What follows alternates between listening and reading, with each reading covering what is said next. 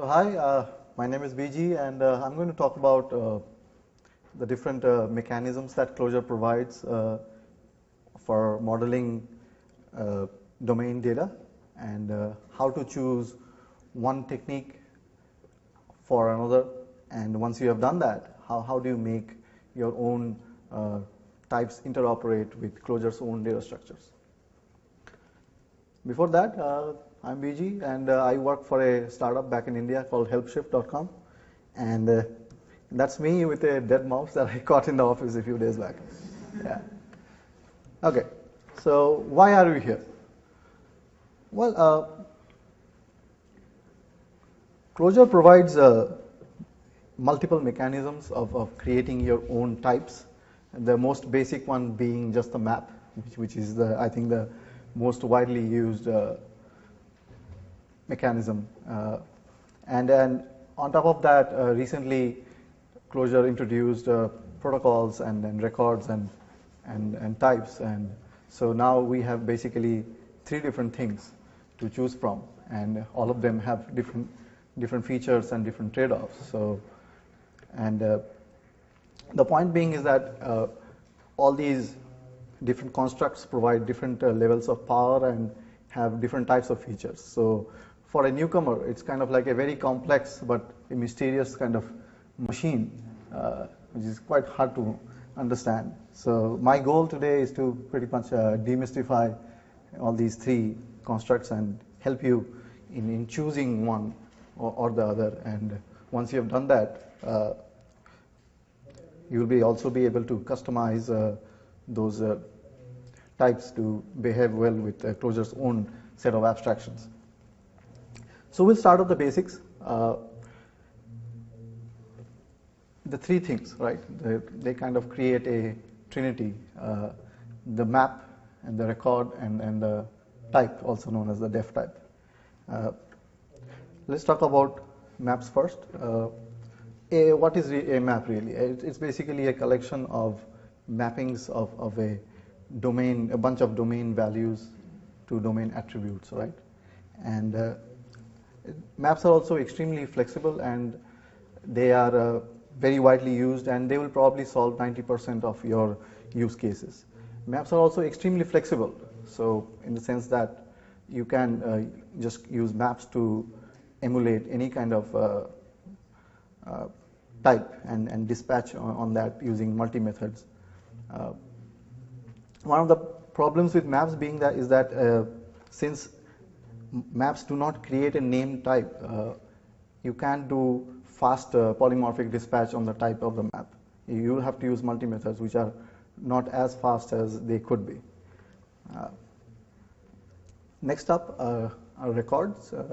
Records pretty much behave like a hash map, but they also create a name type, and that lets you not only dispatch on the type of the record, but also lets you implement different protocols and interfaces so that you can make it interoperate not only with Clojure's own data structures and abstractions, but also interoperate with different your existing Java code. One of the limitations of, I won't really call it a limitation, but one caveat with records is that records already implement Clojure's own abstractions in a certain way. So if you want to customize that behavior, that's not really possible. For example, since records behave like hash maps, and if you want to create a record and want it to behave in a slightly different way as a hash map, it's not really a good idea to use records for those use cases. So records basically provide a baked-in implementation of Clojure's collection abstractions. So if you want to customize that behavior, you can't use a record. But otherwise, if you just need a type which behaves like a map but also has a name type, I think a record is a great choice to solve that problem. And lastly, we have types, also known as the Deftype. Types, they sit at the lowest level, so when you create a new type, you don't get anything for free. You have to take care of implementing the right protocols and interfaces yourself and make sure that you're doing it the right way. Types also provide you with the most amount of power, but again, you have to be very responsible when you wield that power. Types also let you create objects with mutable fields, which is not possible with records or just plain maps. So if you need mutable data structures, if you at all need mutable data structures, then Deftype is the only way in Clojure right now. Yeah. In summary, Deftypes provide you with a name type. They have full control. If you need high performance, Deftype also will let you do that, let you achieve that. Mutable fields are achievable with Deftypes, and you can also implement your collection abstractions and make it play well with Clojure's own data structures. Def records are similar, but they don't have the mutable fields and the full control part, but they also provide you with HashMap semantics. So def records by default behave like a normal map. So performance is also as good as Deftype, because a def record creates a name type and you can do fast polymorphic dispatch on the type of that record. Def records also implement collection abstractions, but I have put an asterisk there because that's a caveat. The caveat being that def records implement Clojure's own abstractions in a certain way. So if you want to customize that behavior, you can't use records. You will have to resort to using the Deftype itself. And lastly, you have the map. So if your use case does not fall into any of those other use cases, then you are just fine using just a normal map. Well, in short, use maps. If you do not know any better, maps are the right thing to go ahead with and use them wherever possible. So let's assume that we need to implement or use Deftype. So how do we go ahead with that? How do we figure out which Clojure interfaces we need to implement to make it behave in a certain way? How do we really create types with mutable fields and stuff? Well, the best option is to look at the Clojure source code, because that's, I think, the most efficient way of learning about Clojure's own abstractions, and that's how I have learned about Clojure's own interfaces and the different the class hierarchy and how Clojure itself uses all these interfaces and abstract classes to implement the collections. If you look at the source code of Clojure, you'll see that there are all these very important interfaces which will come up, especially the iPersistent map, iPersistent stack, iLookup, seekable. All these interfaces, they provide certain behavior, and to make your own type behave like a map, for example, you will need to implement a few of those interfaces and provide implementations for those methods in the interfaces. Do you see any something odd in that slide? Is there any something which should not be here? Yeah, that being the object. It's interesting. Object is not really an interface, but you still need to implement three important methods in your Deftypes, and those three being the toString, the equals, and the hash code. Because if you are using def records, then all these three things are implemented for you. You get those things for free. But if you are using a Deftype, you will need to take care of implementing those things yourself.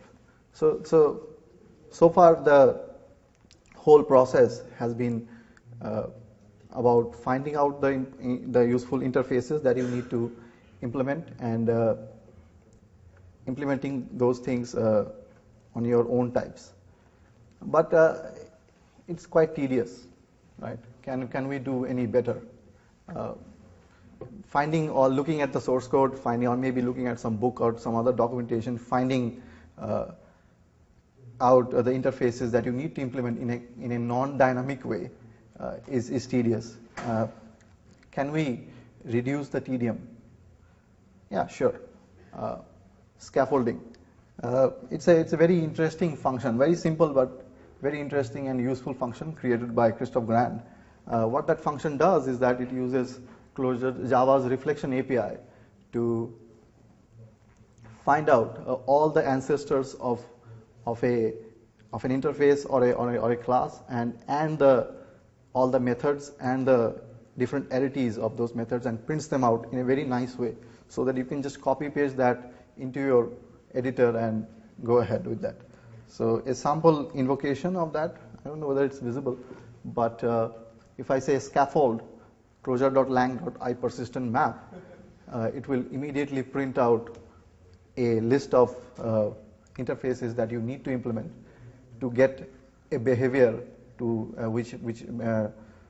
which is similar to a real iPersistent map. So it prints out iPersistent map itself and then all the methods and the arities, Java lang iterable, associative, iPersistence collection, all that. But it doesn't do everything though, because you will see that a couple of methods here are actually duplicated because there are more than one interfaces which specify certain methods. So you will need to do the deduplication yourself before you go ahead with that, because if you duplicate that, then obviously it won't work.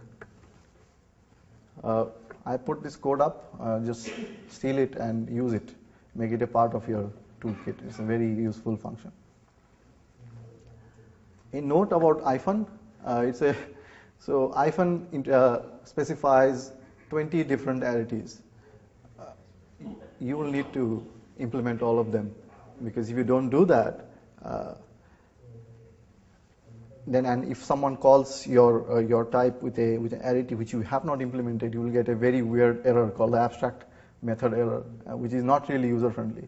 So you better implement all those invoke methods and throw the proper exception saying that arity is not supported instead of throwing the abstract method error.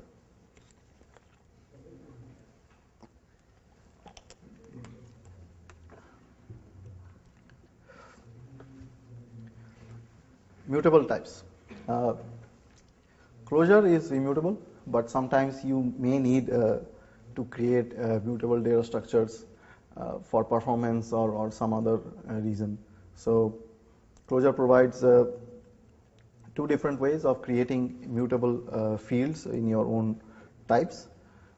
These things are implemented using just metadata which you attach to a certain field in your record. Or not record, but the type. So the metadata being a volatile mutable. So what that does is that it demarcates that field as a volatile field, and that makes it a Java volatile field. And being volatile, it provides certain behavior semantics around that field. One being that it guarantees that the read or write on that field will be atomic, and the code will be executed in program order. The JIT or the run on the VM won't reorder those instructions for optimization, or it will not let you ever see a cached value. It will always show you the latest value of that field. And then secondly, we just have the vanilla Java mutable field called the unsynchronized mutable, which is a normal Java field. You might need to use that sometime anyway. But again, as with any kind of mutable data structure, need to be careful about that, because if mutation is not controlled, then you might end up with something which is completely meaningless. Yeah. Next up, we have printing. So once we have created our own types, how do we print them out? Because that's also a very important thing, because we really want our types to be readable, so that I can read that type back in and can serialize it in a proper way, so that the reader can read it back in. So Clojure again provides two different things. These are just implemented as multi-methods. So what you do is that you dispatch, let that multi-method dispatch on the class or the type of your custom type, and you provide the behavior there itself. So the first method is called print method, and that's for human beings. So if you call prstr on the instance of your type, this function will get invoked and will give you the print representation for that. If you look at the implementation, the def method basically takes the object itself and the writer, and basically just writes any string to that to the writer. Next one is print dupe. Print dupe is for the reader. So Clojure has this facility where you can print anything, any object readably. So once you do that, it will give you a readable representation, and when you call read string on that string, you'll get your object back. Another thing to consider here or just know about here is that recently Clojure introduced this object literal reader syntax, which lets you print out any Java type in a readable way. So if you print out your data structure or your own custom type in this way, and then once you run a read string on it, it will instantiate that object accurately. Then we have factory functions. Factory functions are often overlooked, but I think to provide a good user experience to your users, factory functions are indeed important. They basically hide implementation details, and you basically avoid importing of the classes. So once you create a new def type, if you want to instantiate it, you have to call import, because require won't work, because def type basically creates a new Java type, and you need to use import to get it, and then only can you instantiate it. So, but if you provide a factory function around it, just requiring that namespace will give you the factory function, and just you can use it. And then also you can do other things like the def type constructor does not let you do any kind of adding. The def type constructors don't let you add any preconditions on the arguments, right? So if you want to have preconditions, then the only way to do that is to implement is to provide factory functions for your users. So for example, this is the first one uses a factory function, and the second one does not have a factory function. So as you can see, the user experience is not really that good. Yeah. So recently I hacked up something which behaves like it's a custom data structure which behaves like Clojure's own hash map, but has different semantics. So I just wanted to show this to you as a demonstration of how these things work. Okay, just a second.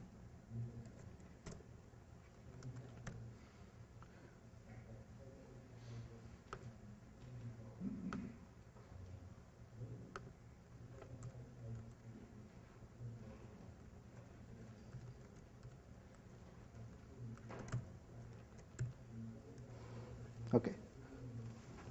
So this is called the chain map. It's inspired by Python's own data structure called the chain map. So what it does is that, so for example, say you have multiple maps, okay, and you given a certain key, you want to first look up that key in the first map first, and if it's not available there, you look up the second map, and so on and so forth. A lot of people, I mean, you can actually use merge to merge all these maps together and get just one map, but that's probably not so efficient. So you might want to keep all these separate maps together, I mean separate maps around, so that you can find out or pick them out later. So what Python does is that Python provides this data structure called the chain map, which lets you create, they call it context. So every map is called a context. Think about server settings, for example. So you have default settings, and then on top of that you have local settings, and then you can have custom settings. So, and then there is this kind of this hierarchical relationship between all these maps. So if you provide a new value for a certain setting in your local setting, then if you try to look that up, it will use the local setting first. And if it's not available in the local context, then it will look up the next one in the chain, so forth, and so on and so forth. So I implemented this chain map data structure using Deftype, and just wanted to show you how it works. So initially, what I did was that I have created a protocol called the pchainmap protocol, and it has three different methods. One called parents. Parents basically returns a new chain map with all but the first map. And then I add child. Add child returns a new chain map with a new map prepended, and maps just returns all the maps enclosed in that chain map.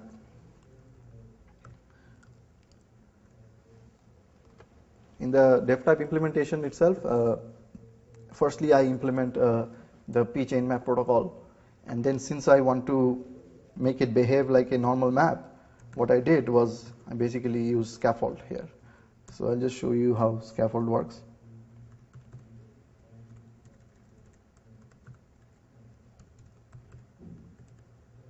So I want to make it behave like a map. So a map implements the persistent map protocol.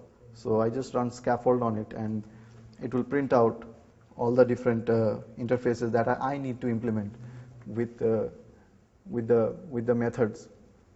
So yeah, it implements persistent map itself, then Java lang iterable, then Clojure lang associative, persistent collection, seekable, lookup, and counted. Yeah. So that's what I did here. So here is the seekable implementation. So seekable. Second. Yeah. So seekable has only one method called seek, and to make your type seekable, you need to implement this method. So I just implemented that here, and persistent map later, associative, so on and so forth. So another thing that I did was I created a factory function here, which takes a variable number of maps and creates a new chain map out of it and returns that. I also made it readable. So if you print out that custom type, it will print out properly, which is readable by the Clojure reader. And I also implemented hash code and equals in a way that it behaves normally as it should. So bring in the same value semantics that Clojure itself uses.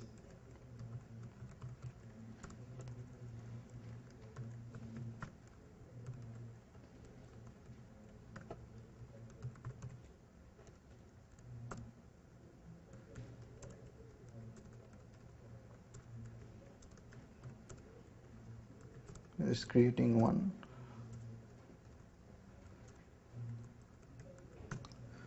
Just created a new chain map here, and even though it prints out like a complex object, is it visible to you?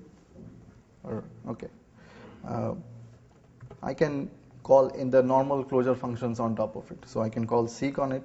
So let me just store it somewhere. Yeah, so I can call seek on it. And I defined my own behavior, right? So what it does is that it removes all the duplicates, just gives you the contexts, but with the duplicates removed. I can just call. So as you can see from the behavior, it basically looks up the key on the first map first, and then the second, and so on and so forth. Merge, etc. All these things will also work.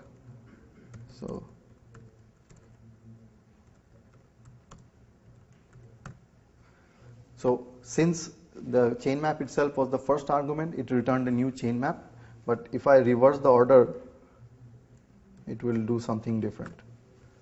It returns a normal map. Printing it out is also,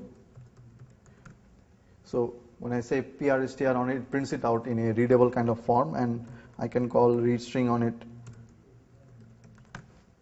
and it will return me the same object. So I can also check the equality here. True. Right. So that basically lets you serialize your custom types properly. I have another example to show here. Do you have any questions so far? Any questions? Okay. Another example is BIMAP. BIMAP is, I didn't write it, it was written by Christoph Grand.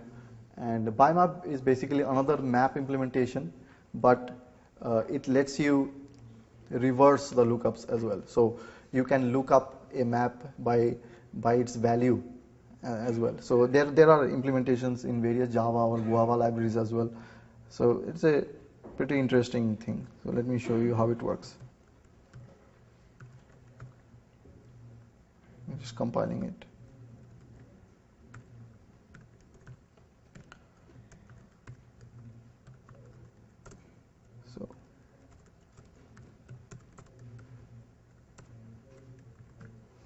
So I just created a BIMAP here. I'll just store it somewhere. Okay. So I can look up the keys normally as I would with any other map here. So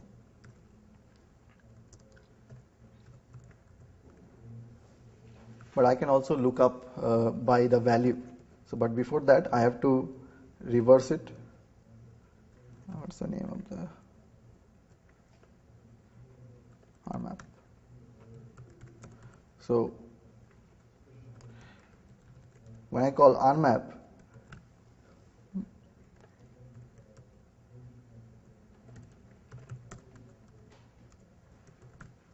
yeah. So when I call RMAP on the BIMAP, it basically gives you a new BIMAP in which the whole key value association is reversed, and that thing is done in constant time. So the key lookup again on a reverse map, the key lookup is same old log32n. So yeah. So I think I'm done actually. So I finished quite early on this one.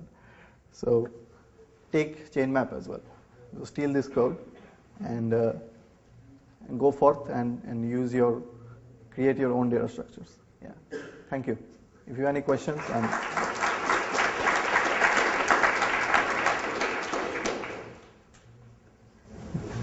if you have a few different types that you're all going to be implementing the same interface or protocols, and they're mostly going to be the same, but you've got a few differentiating things, do you think writing a macro to abstract that out is the best way to not have? No, then you use your regular technique where you store your implementations, default implementations in a map, and use extend to mix in those implementations, right?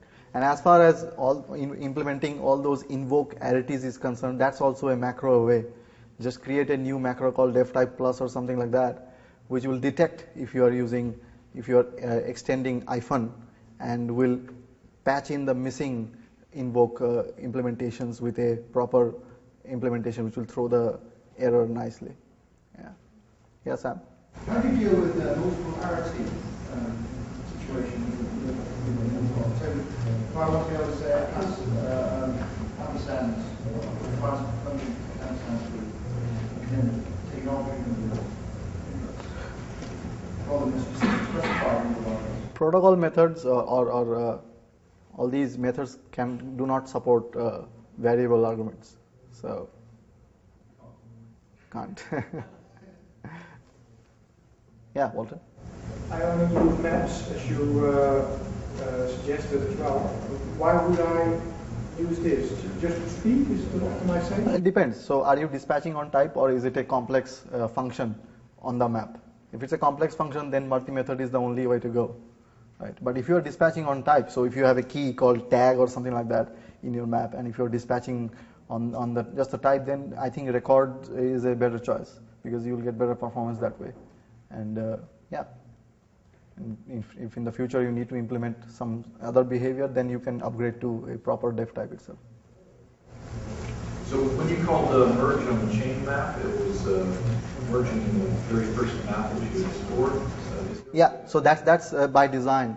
So when you merge, it only takes the first context, but that's implementation detail really. I honestly, I just copied the behavior from Python. I don't really understand the use case of that.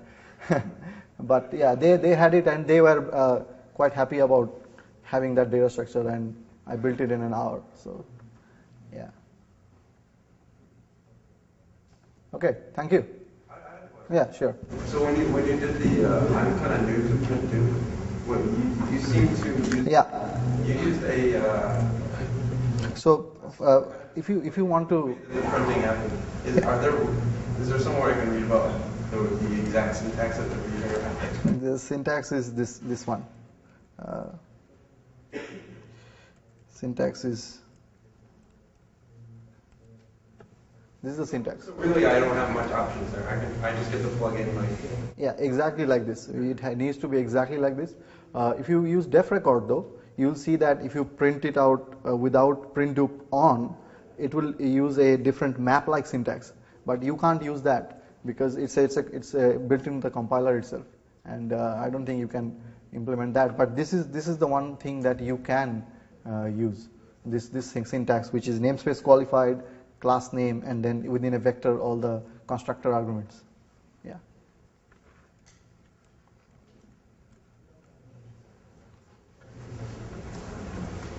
So when you're implementing the built-in interfaces, hypersystem vector, seekable, etc., what is the best way to figure out exactly what the semantics of those should be? So for instance, I wrote a Deftype that implemented seekable, and I think there was a gotcha, I may be remembering this backwards, but if it's supposed, if I'm trying to represent an empty collection, and I returned an empty collection, I think seek would return like a one-element collection empty, whereas in our terminology it was supposed to. Is there a way to discover what those things should be other than trial and error? You need to look at the source, I think. I mean, that's what I did. If there are probably new books are coming up every day on Clojure, right? Every once in a while there is a new book. Probably in the near future some book will cover these things in detail. But Clojure's own implementation itself is changing. For example, I didn't talk about Clojure script here. Clojure script does not have any interfaces. All these things are implemented as protocols in Clojure script. So the experience is much better with Clojure script. So, and if you look at Clojure script's own source, I mean, Clojure script is written in Clojure itself, and it's very beautiful that way. But unfortunately, Clojure right now is not written in Clojure yet. So there is a lot of Javaism and Java stuff that you need to look at to understand the semantics. I mean, yeah. Is that all? Yeah. Thank you. Thanks.